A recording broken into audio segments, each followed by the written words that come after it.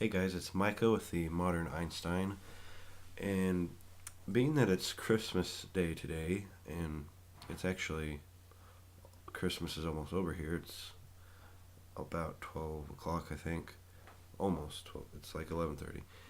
Nonetheless, I'm doing this anyway. I'm doing a video um, explaining why this idea of Santa is so absurd.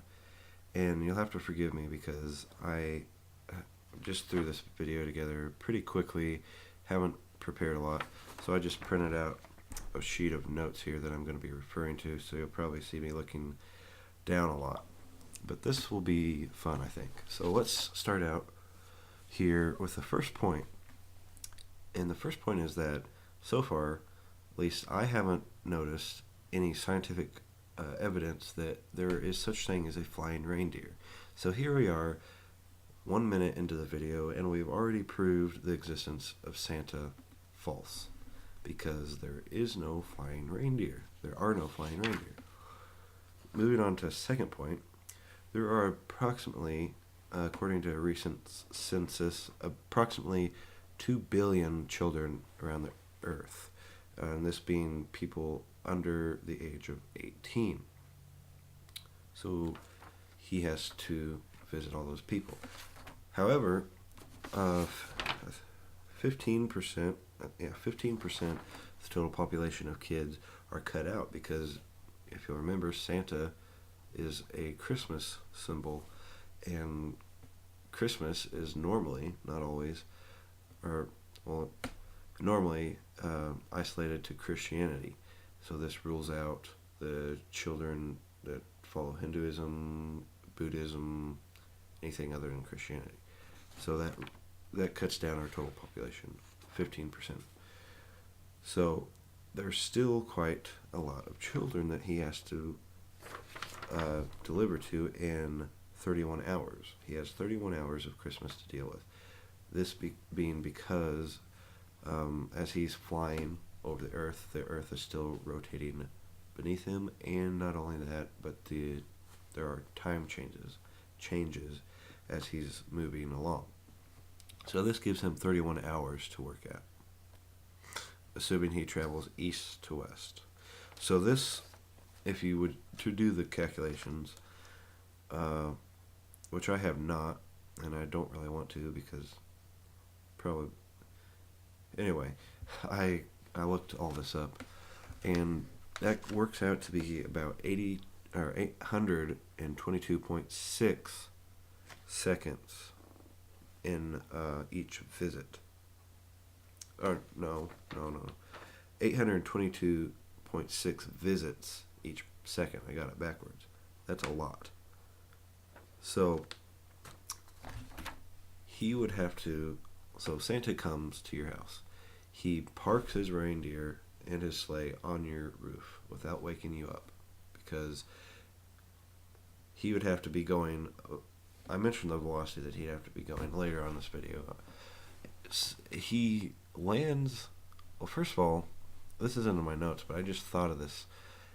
He's working at this, coming in at this velocity, this great velocity, and he would rip through your roof. He would crash through if he couldn't just softly land on your roof. So you would know if Santa landed on your roof. So he lands on your roof without breaking it. That we know this would not happen. So he does this.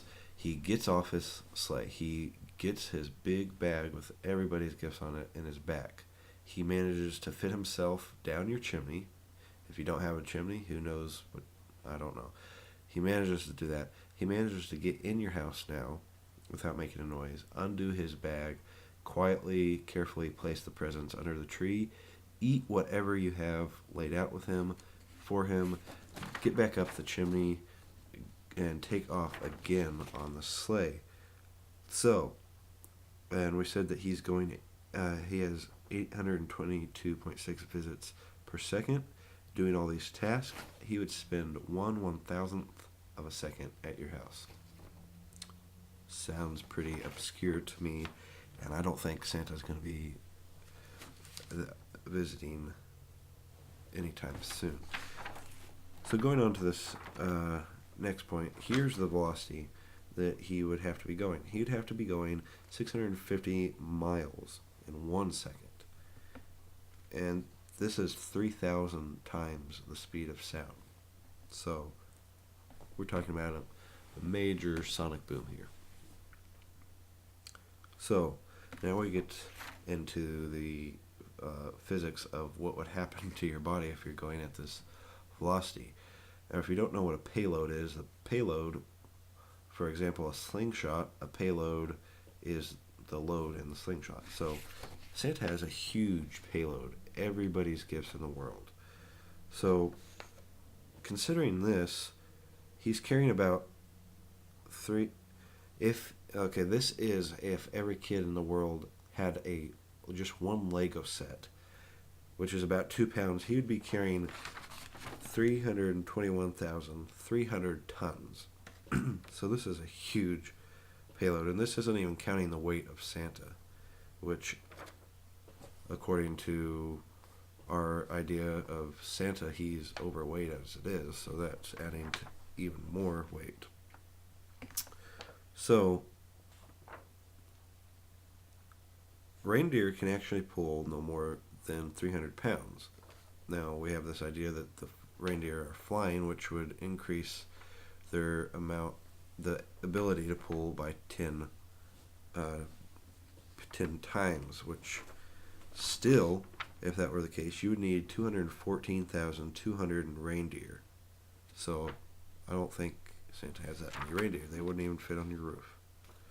So 353,000 tons traveling at 650 miles per hour. This would produce such a great air resistance that it would be like a meteor or a spaceship entering our orbit again. They would burst into flames the second they the second they took off, and doesn't seem likely to me. So the lead pair reindeer would absorb 14.3 quintillion, we don't hear that number too often, quintillion joules of energy per second. So they would burst into flames and vaporize. Every single reindeer would vaporize in 4.26 thousandth of a second.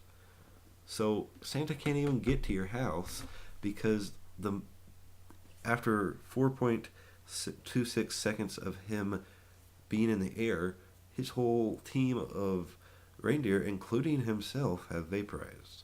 So that's not going to happen.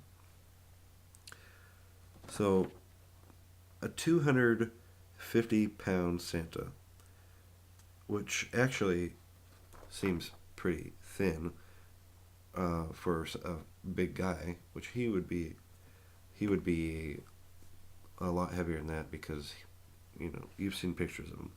So just a 250-pound Santa would be pinned to the back of his sleigh with 4,315,015 pounds of force.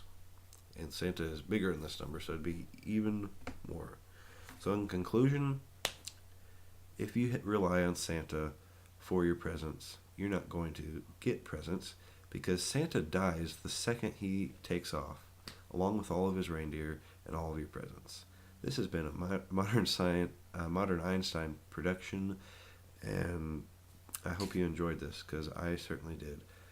So I hope to see you guys in other videos, and we'll see you guys later.